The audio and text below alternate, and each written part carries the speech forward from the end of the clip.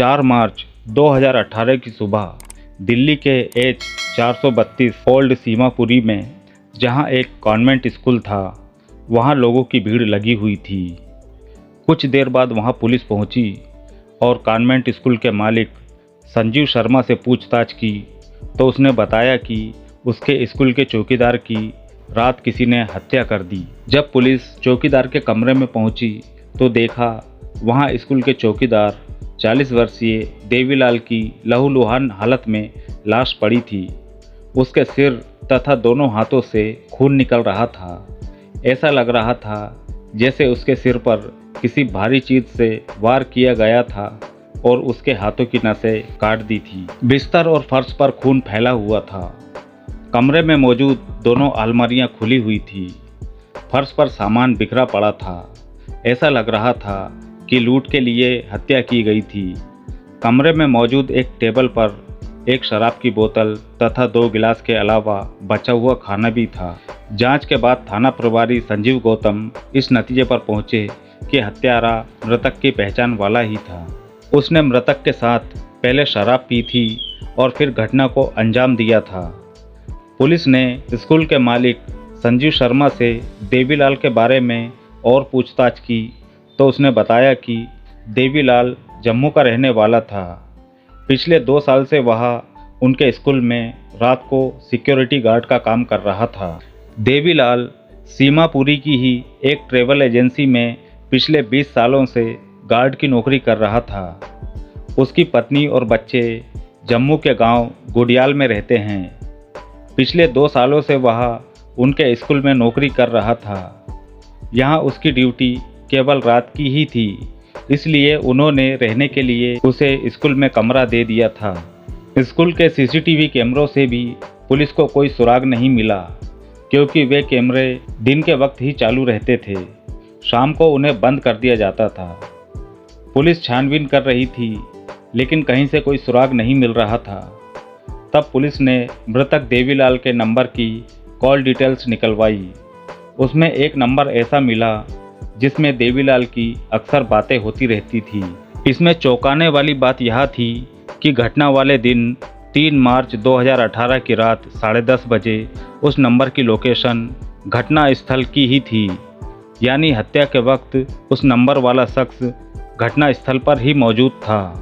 जांच में पता चला कि वह फ़ोन नंबर सीमापुरी की ही रहने वाली महिला अंजलि का था। पुलिस ने अंजलि की भी कॉल डिटेल्स निकलवाई तो पता चला कि उसमें भी एक ऐसा नंबर था जो उस रात घटना स्थल पर मौजूद था। अंजलि को थाने लाकर जब इस विषय पर पूछताछ की गई तो वह पुलिस को गुमराह करती रही, लेकिन जब उससे पूछा कि वह 3 मार्च की रात 10:30 बजे देवीलाल के कमरे में क्यों गई थी, यह सुनते ही वह सख्ते में आ गई और उसने कबूल कर लिया कि उसने अपने दूसरे प्रेमी साजिद के साथ मिलकर देवीलाल की हत्या की थी। इस पूरी कहानी को जानने के लिए 2 साल पीछे जाना होगा। 40 वर्षीय देवीलाल पिछले 20 सालों से ओल्ड सीमापुरी में जयवीर ट्रैवल एजेंसी में नौकरी करता था। वहाँ वेतन कम मिलता था, जिससे उसका गुजारा नहीं हो पा रहा था। इसलिए वह रात में संजीव शर्मा के स्कूल में गार्ड की नौकरी करने लगा था। संजीव शर्मा ने उसे स्कूल में ही कमरा दे दिया था। जब देवीलाल 2 जगह काम करने लगा तो उसके पास पैसे भी ज़्यादा आने लगे। उसने अपने पैसे सुरक्षित रखने के लिए अपने अंडरवियर में जेब बनवा ली थी। वह सारे पैसे उसी में रखता था। देवीलाल का साल में एक बार जम्मू अपने घर जाना हो पाता था, जिस वजह से उसे रुपए संभाल कर रखना पड़ता था।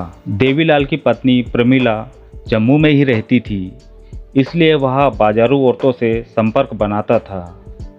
अंजलि की शादी 8 साल पहले सुरेंद्र से हुई थी।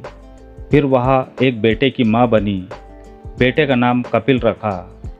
सुरेंद्र प्राइवेट नौकरी करता था, उसी से उसके परिवार का गुजारा चलता था। लेकिन बीमारी की वजह से सुरेंद्र की नौकरी छूट गई तो उसके परिवार के सामने आर्थिक समस्या खड़ी हो गई थी। थोड़ा बहुत जमा पैसा सुरेंद्र की बीमारी के इलाज में ख़त्म हो गया, लेकिन एक दिन उसकी मौत हो गई। पति की मौत ने अंजलि को तोड़कर रख दिया था। लेकिन अपने व बेटे के लिए वह सीमापुरी की एक केटरिंग शॉप में नौकरी करने लगी थी। वहाँ उसे बहुत कम वेतन मिलता था। बड़ी मुश्किल से माँ बेटे का गुजारा होता था। 2 साल पहले उसने अपने बेटे कपिल का एडमिशन ओल्ड सीमापुरी स्थित बाल कॉन्वेंट स्कूल में नर्सरी कक्षा में करवाया। वहाँ रोजाना सुबह बेटे को स्कूल छोड़ने जाती थी और छुट्टी के समय उसे स्कूल लेने पहुँच जाती थी। बच्चे की छुट्टी होने तक वह अन्य माँओं की तरह गेट पर खड़ी होकर बेटे का इंतज़ार करती थी। अंजलि एक विधवा थी, लेकिन वह खूबसूरत भी थी। इतनी परेशानी उठाने के बावजूद भी उसकी सुंदरता में कोई कमी नहीं आई थी। एक दिन शाम के वक्त जब देवीलाल गेट पर ड्यूटी दे रहा था, तब उसकी नज़र अंजलि पर पड़ गई।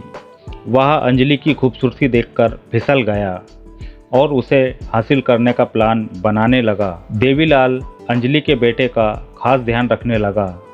उसे चॉकलेट, टॉफ़ी आदि देकर उसका करीबी बन गया। यह देख अंजलि देवीलाल से प्रभावित हुई। वह भी देवीलाल के लिए घर से खाने की चीज़ें बनाकर लाने लगी थी। इस तरह कपिल का प्लान काम कर गया। वह अंजलि की पैसों से भी मदद करने लगा। दोनों ने एक दूसरे को अपना नंबर भी दे दिया था, जिससे दोनों में बातचीत शुरू हो गई थी। अब वह रात के समय उसे स्कूल बुलाने लगा। वह महंगी शराब पीने का आदी था। अंजलि को भी वह महंगी शराब पिलाने लगा। दोनों शराब पीने के बाद अपने जिस्म की हसरतें पूरी करने लगे थे। अंजलि को जब पैसों की ज़रूरत होती तो देवीलाल अपनी अंडरवियर के जेब से निकालकर उसे दे देता था। अंजलि उसके ढेर सारे रुपए देखकर प्रभावित हो गई थी, इसलिए वह देवीलाल को हर तरह से खुश रखने की कोशिश करती थी। धीरे धीरे आस पड़ोस में भी उनके अवैध संबंधों की चर्चा फैल गई, लेकिन देवीलाल और अंजलि को इसकी परवाह न थी। वो दोनों मौका मिलते ही अपनी प्यासी इच्छा पूरी कर लेते थे। अंजलि की मौसी मधु का पति साजिद भी अक्सर अंजलि से उसका हाल चाल जानने के लिए अंजलि के घर आता रहता था। दोनों सालों से एक दूसरे को जानते थे। अंजलि के पति की मौत के बाद साजिद ने ही अंजलि की काफ़ी मदद की थी। इसी दौरान उन दोनों के बीच भी एक बेहद करीबी रिश्ता बन चुका था। उनके भी आपस में अवैध संबंध थे। वह कई कई दिन अंजलि के यहाँ रुक जाता था। इस कारण उसके और मधु के रिश्तों में भी दरार आ चुकी थी। साजिद ड्राइवर था। वह अपनी इनोवा कार में सवारी ढोता था। साजिद को जब अंजलि और देवीलाल के रिश्तों के बारे में पता लगा तो वह इसका विरोध करने लगा। लेकिन देवीलाल अंजलि पर खूब पैसे खर्च करता था, इसलिए अंजलि उसे छोड़ना नहीं चाहती थी। वह साजिद को किसी तरह घुमा फिराकर समझा देती। बाद में देवीलाल से मिलने उसके कमरे पहुंच जाती थी। इस बात से गुस्साए साजिद ने अंजलि पर देवीलाल से रिश्ता तोड़ने का दबाव बनाया। उस समय साजिद की इनोवा कार खराब थी और उसे ठीक कराने के लिए उसके पास पैसे नहीं थे, जिस वजह से वह खाली बैठा था। तब अंजलि के दिमाग में एक शैतानी आइडिया आया। अंजलि ने साजिद को बताया कि देवीलाल के पास काफ़ी रुपए रहते हैं। अगर हम दोनों मिलकर उसका काम तमाम कर दे तो हम आसानी से उसके रुपए ले सकते हैं। साजिद तो पहले से ही देवीलाल पर खार खाए बैठा था। वह तैयार हो गया। 3 मार्च 2018 की रात देवीलाल को अंजलि की याद आई तो उसने अंजलि को फ़ोन कर अपने कमरे में आने को कहा। उसने पहले ही विस्की की बोतल और खाने का इंतज़ाम कर रखा था तथा अंजलि का इंतज़ार कर रहा था। अंजलि ने साजिद को फ़ोन करके कहा कि रात 10 बजे उन्हें स्कूल पहुंचना है।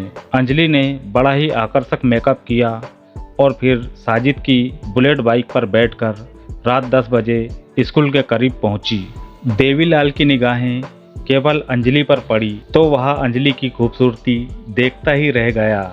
उसे अंजलि इतनी सुंदर पहले कभी नहीं लगी थी। वह अंजलि को कमरे में ले गया। तभी अंजलि ने उससे कोल्ड ड्रिंक की फरमाइश की। देवीलाल कोल्ड ड्रिंक लाने जब स्कूल से बाहर गया तभी अंजलि ने साजिद को फ़ोन कर कमरे में बुलाकर छिपने का कह दिया। देवीलाल के आने के बाद दोनों ने शराब पी। अंजलि भी शराब की शौकीन थी, लेकिन उस दिन उसने कम पी थी और देवीलाल को ज़्यादा पिला दी थी। जब देवीलाल पर नशा पूरी तरह हावी हो गया तो वह बेसुध हो गया। तब अंजलि ने साजिद को इशारा किया। फिर साजिद ने देवीलाल के सिर पर लोहे की रॉड का जोरदार प्रहार किया और उसकी हत्या कर दी। इसके बाद अंजलि और साजिद ने देवीलाल के अंडरवियर में रखे 60,000 रुपये तथा मोबाइल फ़ोन ले लिया और वहां से जाने लगे। तब अंजलि को लगा कि कहीं देवीलाल बच ना जाए। अगर वह बच गया तो वह फंस सकती है, तो उसने साजिद को उसके हाथों की नसें काटने को कहा। साजिद ने अपने साथ लाए पेपर कटर से देवीलाल के दोनों हाथों की नसें काट दी। साजिद और अंजलि को देवीलाल की हत्या के जुर्म में गिरफ्तार कर पुलिस ने 7 मार्च को अदालत में पेश किया, जहां से उन्हें जेल भेज दिया गया। रुपयों की लालच और अवैध संबंधों से बनी इस कहानी का यही अंत होता है। अंत में दोस्तों, हमारा मकसद आपका मनोरंजन करना नहीं, आपको जुर्म के प्रति जागरूक करने का है। अगर आपको हमारा यह प्रयास पसंद है तो हमें लाइक और सब्सक्राइब करें और कमेंट में अपनी अमूल्य राय ज़रूर दें।